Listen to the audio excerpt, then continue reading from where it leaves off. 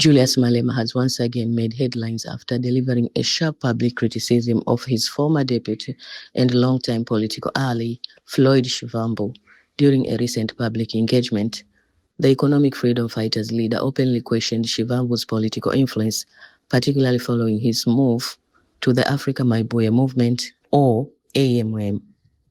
At the center of Malema's remarks was a claim that has followed the EFF for years, the idea that Floyd Shivambu was the intellectual force behind the party's success.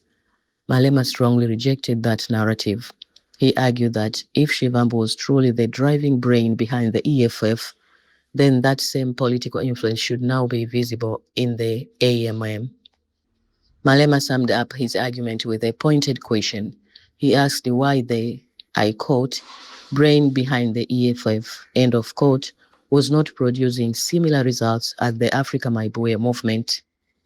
The comments was clearly intended to challenge the perception that one individual was responsible for building the EFF into one of South Africa's largest opposition parties. This latest exchange comes after Shivambu's departure from the EFF, where he had been one of the party's founding leaders and most recognizable public figures.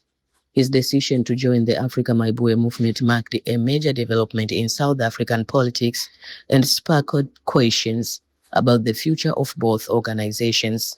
Malema, however, emphasized that the EFF's growth has always been built on collective leadership rather than the efforts of a single person.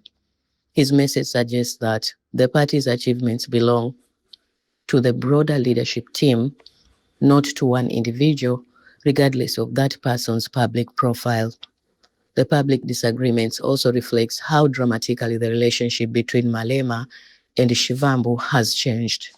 After working together for more than a decade to establish and expand the EFF, the two now find themselves on opposing political paths, with each side defending its own narrative about the party's history and future. Political observers believe these latest comments could add even more attention to ongoing debates about leadership, political influence, and legacy within South Africa's opposition landscape. They also highlight the growing competition among opposition movements as they seek to strengthen their support ahead of future elections. At the time these remarks were made, neither Floyd Shivambu nor the Afrika Mayibuye Movement had publicly responded. Whether a response follows or not, this latest exchange is likely to keep the conversation alive in South African politics. What do you think? Does political success depend more on strong individual leaders or on effective collective leadership?